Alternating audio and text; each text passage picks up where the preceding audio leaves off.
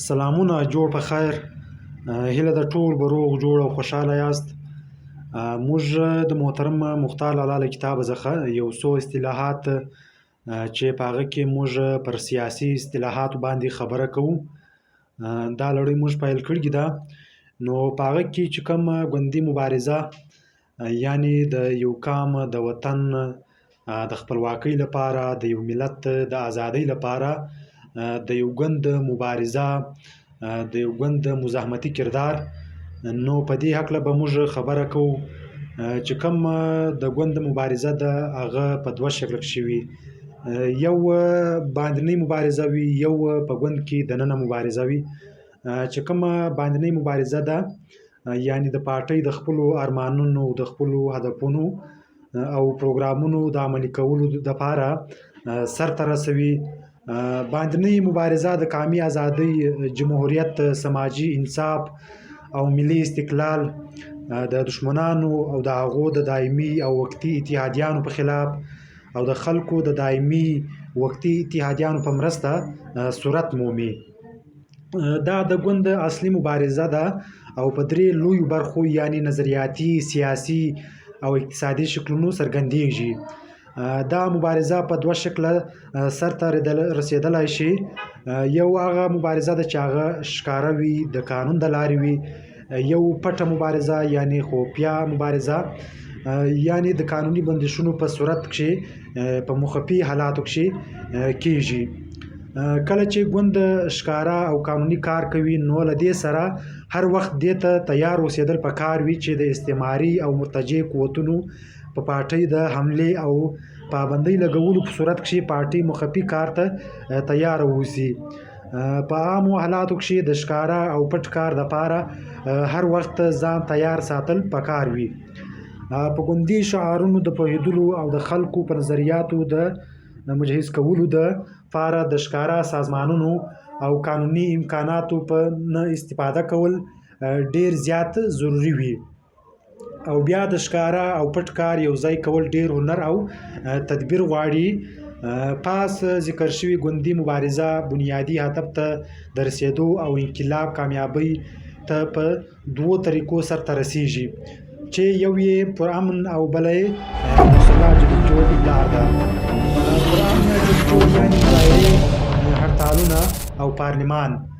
وسلواله مبارزه یعنی د ګوریلا او عام میداني جنګونو په ذریعه دښمن ته ماتې ورکول. پارټۍ غواړي چې د سوله ییزې لارې خپل مقصد ته ورسیږي، مګر استعماري قوتونه په ځینو حالاتو کې د پرامن مبارزې لار نیسي. جمهوري ازادي د منځ نه وړي او انقلابي قوتونه وسلواله مبارزې ته مجبوره کوي. انقلاب که په هر شکل یعنی پرامن یا مسلح مبارزې په ذریعه بریالیتوب ته رسي، لیکن د خلکو قوت او تنظیم ورته بنیادي شرط دی. ځکه چې د خلکو د پراخو پرګنو د متحد کولو او منظم کولو نه بغیر حاکمه طبقه هیڅکله محکومو ولسونو ته سیاسي اقتدار نه حواله کوي.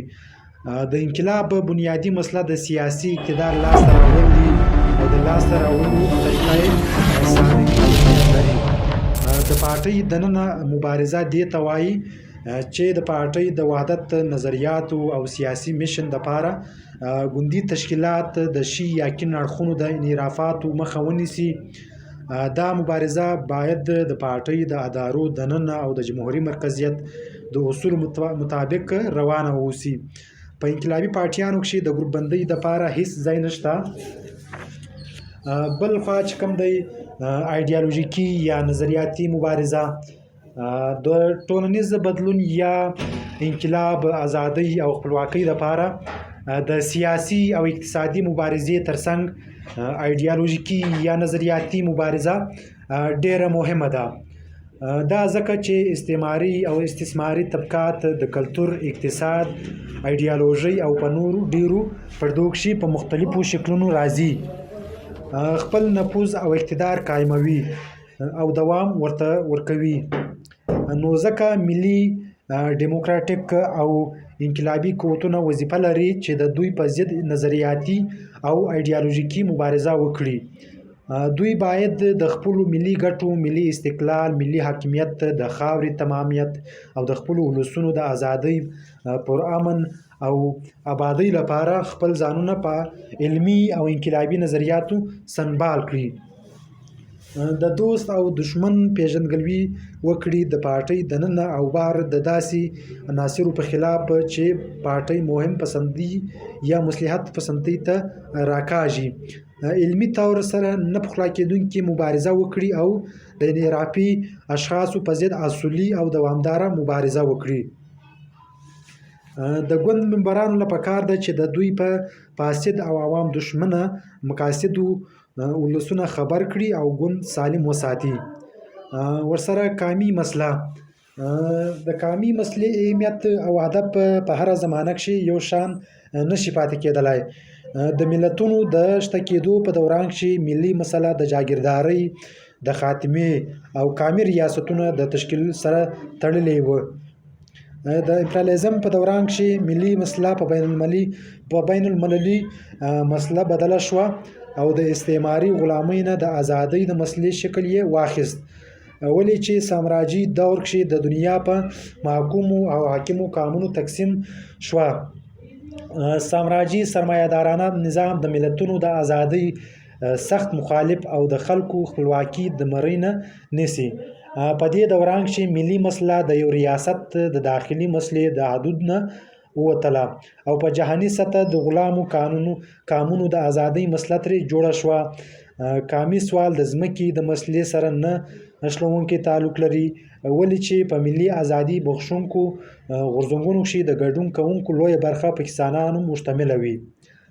انقلابي استازانو ملي مسلې ته همیشه ډېره زیاته پاملرنه کړې ده او تل یې ویلي دي چې هغه ملت چې په بل ملت باندې ظلم کوي او غلام کوي یې، هغه خپله ازادي هم نشي ساتلی او د بل مریی کیږي. په ټولنیز عدالت ولاړ نظام تر هغه نشي قایمېدای تر څو چې د قومونو حق خوداریت ونه منل شي او بیا په کثیر قومي ریاستونو کښې دا حق د مکمل ازادۍ او جدا کېدو تر حده ونه منل شي. د قومونو رضاکارانه او اصولي اتحاد یوازې هغه وخت قایمېدلی شي کله چې ټول قومونه خپل حقوق د نورو سره برابر احساس کړي او خپل حقوق د بل چا د چپاول نه محفوظ وګڼي. دلته دا باید په یاد ولرو، ملي ازادي بخښونکی انقلاب یوازې د سیاسي ازادۍ په حاصلولو سرته نه رسیږي تر څو چې د خلکو په اقتصادي ژوند کښې بنیادي تغیرات را نشي. د ملت په شتمنیو د ټولو خلکو یو شان د ژوند تیرولو حق ونه منل شي او په عمل کښې پلي شي. تحت الامایه د استعماري حکمرانۍ یو شکل دی. استعماري دولتونه د خپل پوځي او معاشي زور په وسیله کمزوري او ناتوانه ریاستونه ښکېل کوي او د خپلې ولکې لاندې یې راولي او عملي طور سره یې په مستمره ګډوډوي.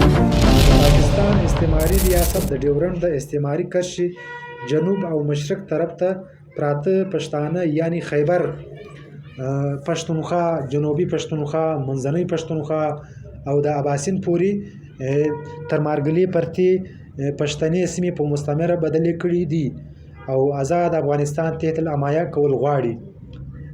دې مقصد ته د رسیدلو په لار کښې پښتون ملي ازادي غوښتونکی غورځنګ ستر خنډ ګڼي، ځکه پاکستان د پښتون نېشنلزم مخالفت کوي، د انګریزانو او مغولو په شان کوشش کوي چې د مذهب نامه د خپل ناولي مقصد لپاره استعمال کړي.